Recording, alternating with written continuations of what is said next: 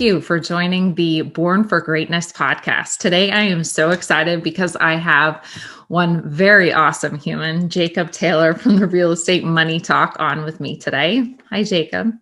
Hey, how are you doing? I'm good. How are you? I'm good. Excited to be here.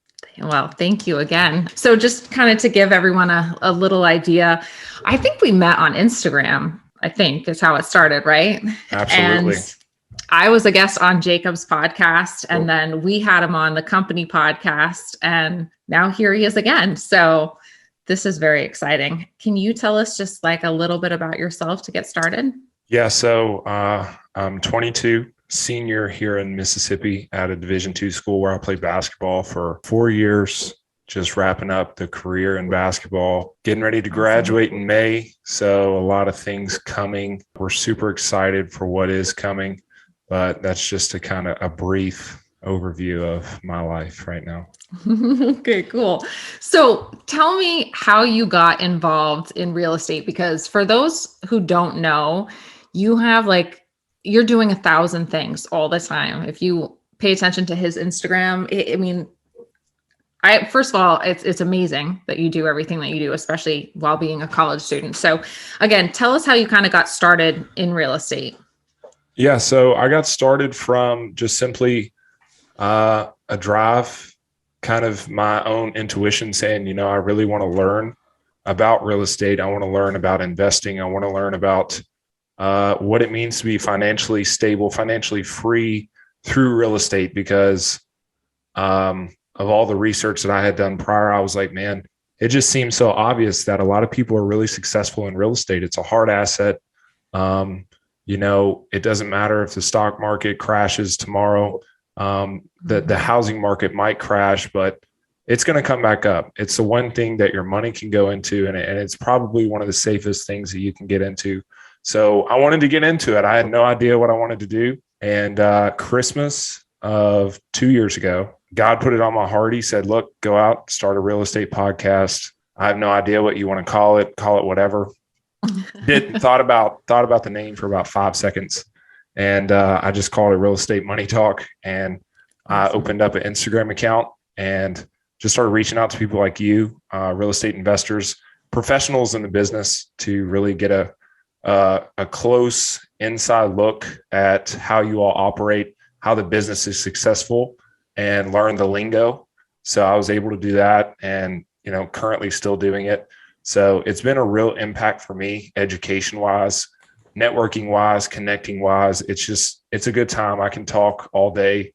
Professionally, I have grown from, I know the first podcast I did to the one that's just recently out, and being able to speak clearly, and it's really impacted everything in my life.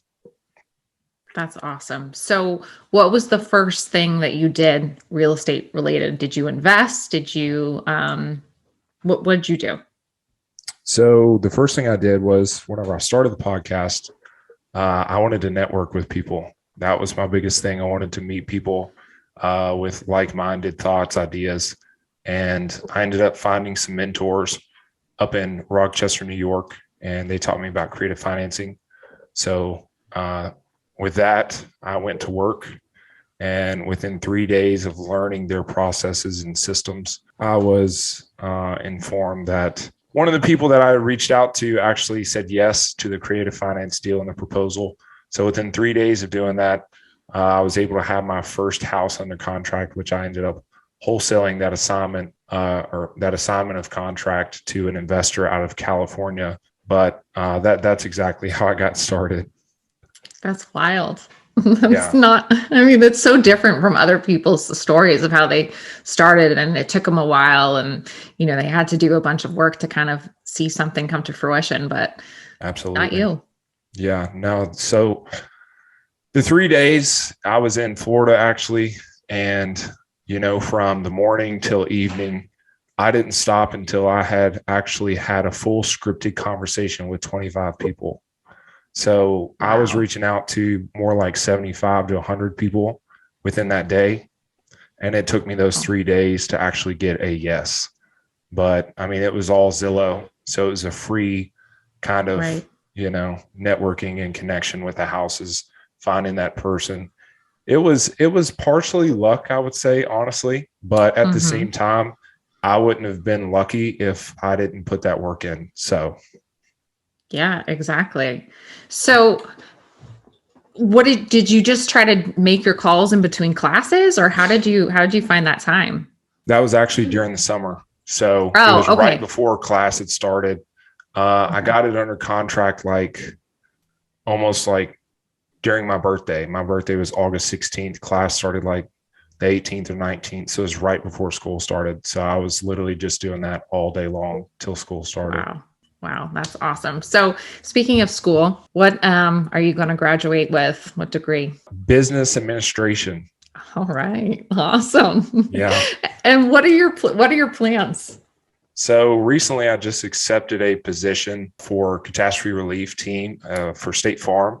So I'll be writing Oh, claims and doing adjustments for their catastrophe team. congratulations. Thank you. Thank you. So the main reason why I kind of accepted that firstly was because I felt like the Lord's calling me to it. But secondly, I would say that the training that you have to get to be a claims adjuster, you're going to know Mm, basically what a contractor knows.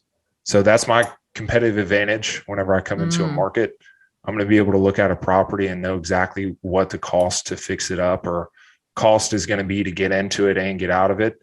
Whereas some other investors are looking at it and giving rough estimates, I'll be able to give exact estimates. So I'm going to know everything in and out about a property through this job opportunity. And it's going to be a base salary.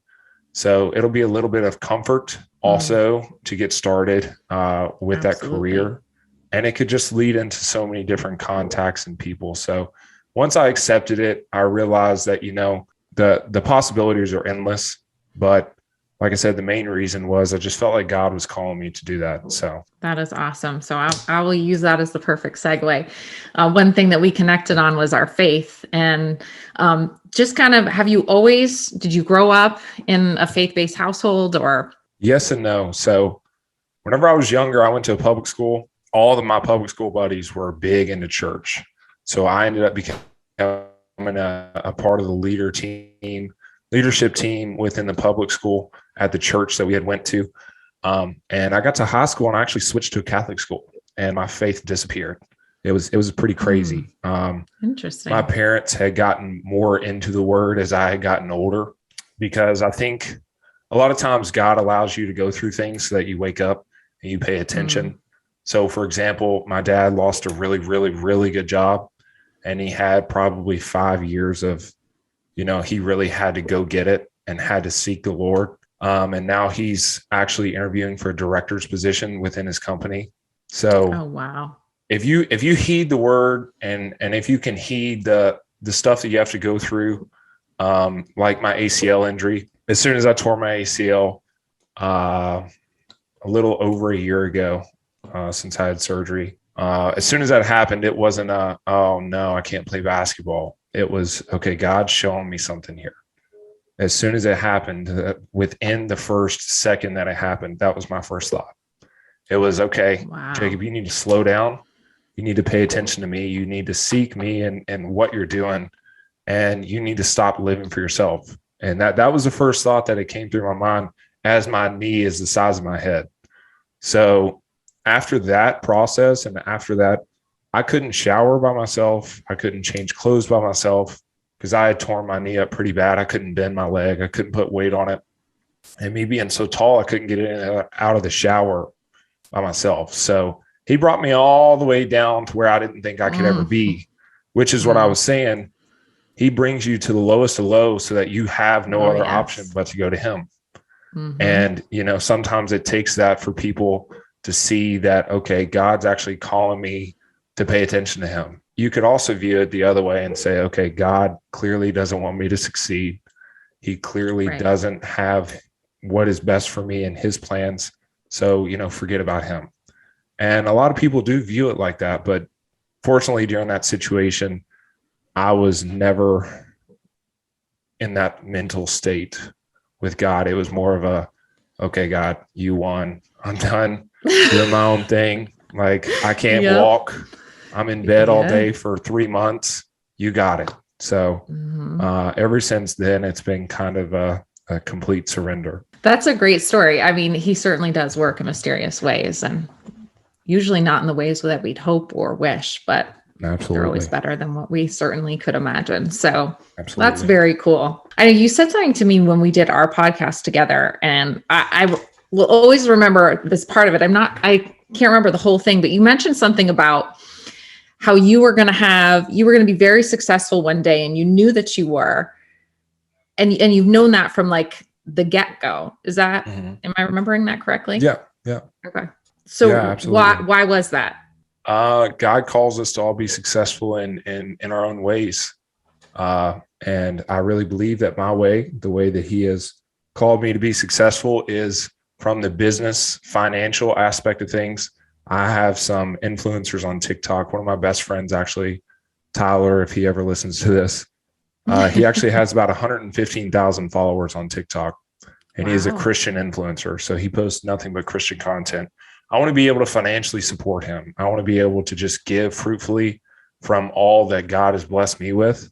But I also want to be able to have a faith-based conference that is centered around business. So that looks like, us getting in, networking, connecting as Christians, as believers, but as business leaders as well. Because I believe in order to be successful, if you have a direct relationship with the Lord, there's no way that you're not going to be successful. So me having a direct relationship with the Lord and really heeding whatever he wants for me, wherever he wants me to go. If that means I no longer do real estate, if that means I no longer do the State Farm insurance thing, I'm cool.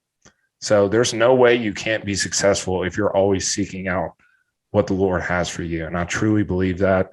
And that's why I just know there's no way I'm not successful, because I'm going to do whatever, it takes and whatever I'm called to do. I love it. Now, I don't think there is anything like that. There's no conferences like that now, is there? At least not that I'm aware of. I don't think so. I think they're all like, just business conferences in general, just kind of networking, very broad, but no really big Christian conference, business leadership out there. Right. Interesting. Well, that's a cool idea, and I'm sure it will come to fruition, and we'll get to check it out. So yeah, I'm excited. We'll be on the stage for sure. Yes, absolutely. So have you ever felt like you should give up anything with the schooling and just go into real estate full time? Have you ever felt like maybe that's the direction you should be in? Absolutely.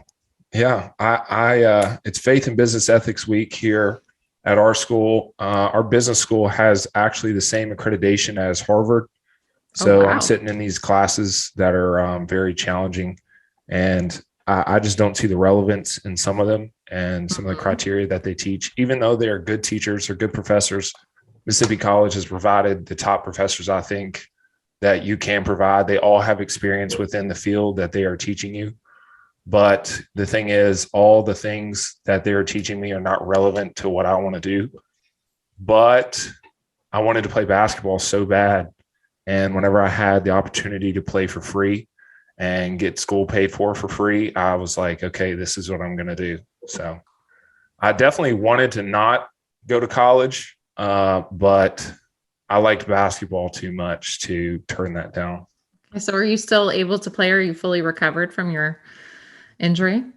Yeah, so I'm fully recovered now. I just play for fun now. Actually, since accepting the State Farm job, I have one more year of eligibility, but that was another thing with the process of selecting the jobs and whatnot. I put my name in the portal to see if any coaches were going to call out and say, hey, I want to have you, whatever, and go from there. I didn't have anybody, which is just fine. To me, that's a direct answer from God to say, hey, look, this isn't your thing anymore. Move on. So instead of, again, taking that as a negative and saying, oh, well, you know what? I'm going to keep on reaching out to people, and I'm going to be stubborn, and I'm going to do what I want because I love basketball more than anything. I had to bite that and say, you know what? All right, let's get into a real job and see what happens from there. Okay. Now, when growing up, did you always play basketball? Oh, yeah. Yeah, we're from Kentucky. That's all you do there. Really? Oh, that's interesting. I did not Yep. know that. Okay. All right. You said you're tall. How tall are you? 6'5", Okay. My oldest is 6'4". So very tall. yes, right? Oh, it's too funny. Okay. Well, I mean, I have to commend you for doing what you're doing, because not only do you put in crazy hours and trying to grow this real estate stuff on the side, you're also playing sports, and you do have a life. I see that on Instagram too. Yeah, a So little bit. yeah, tiny bit you fit that in. But I think it's so awesome that you're able to do all that you do. And I think one of the reasons that I was drawn to you is, like, you always have such a positive attitude. You never seem to be, having this negative sense to you. Is that something that you feel like you've always had, or is that something you feel like you've had since becoming, you know, more faith based?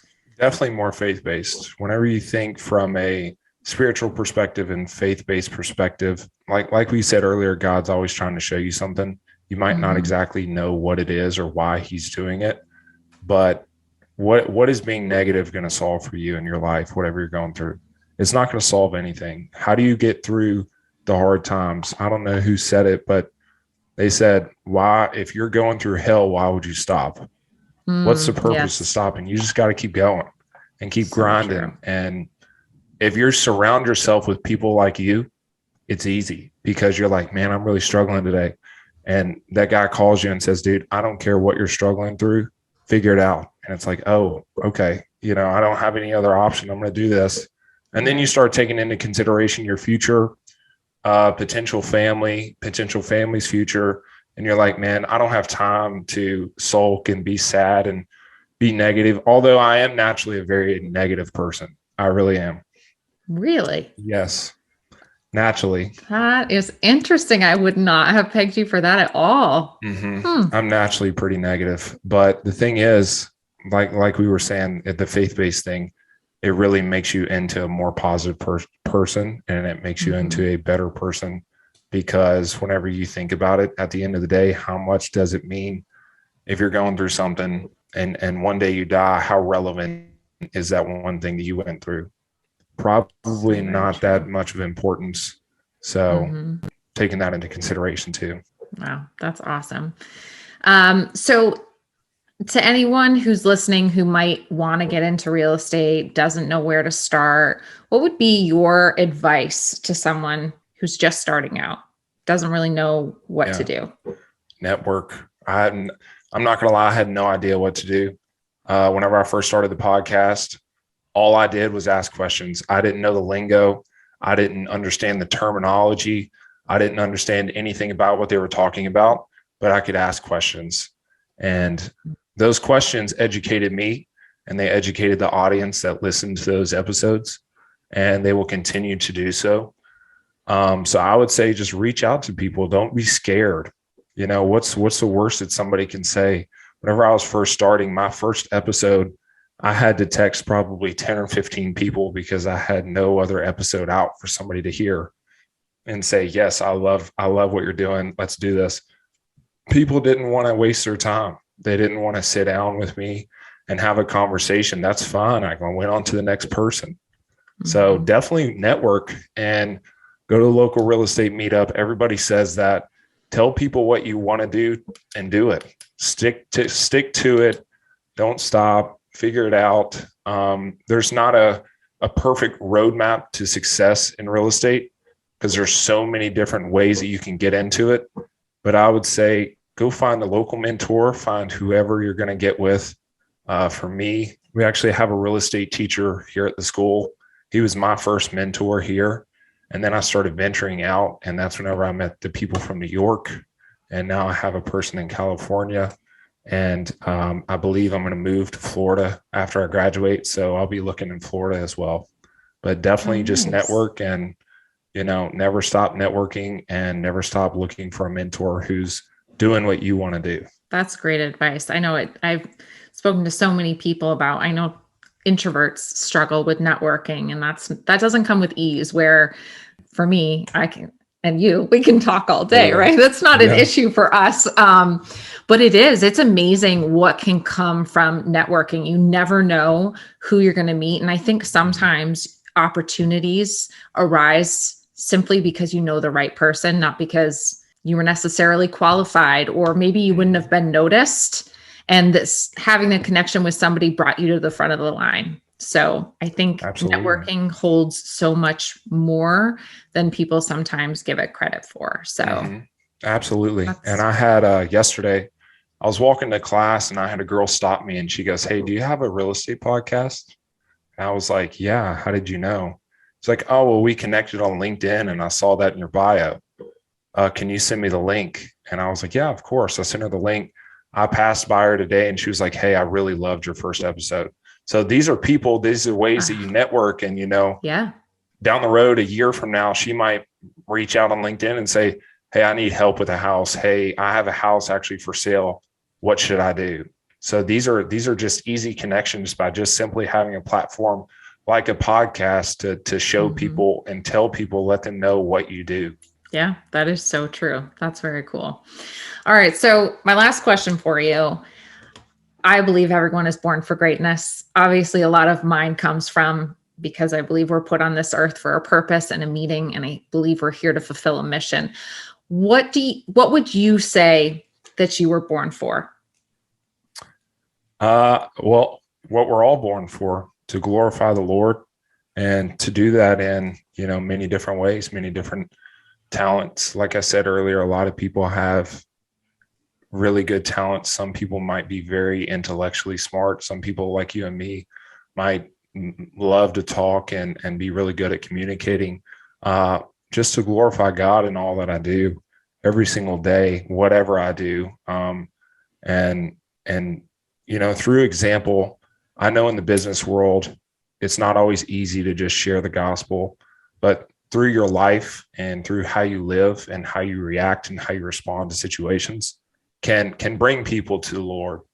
And, my first mentor, like I was stating earlier, from here at Mississippi College, that he lives that day in and day out. He's 73 years old and he's still a broker, and he still goes to the gym 5 days a week. And his gym that is where he spreads the gospel.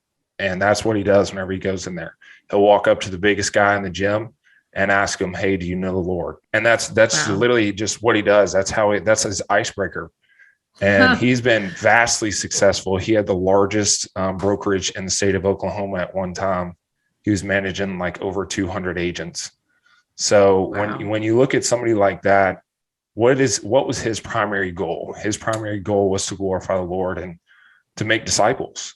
And in return, he made so many valuable connections, and so many people come to him for advice from life's perspective and real estate perspective. And that's exactly what I think I'm called to do.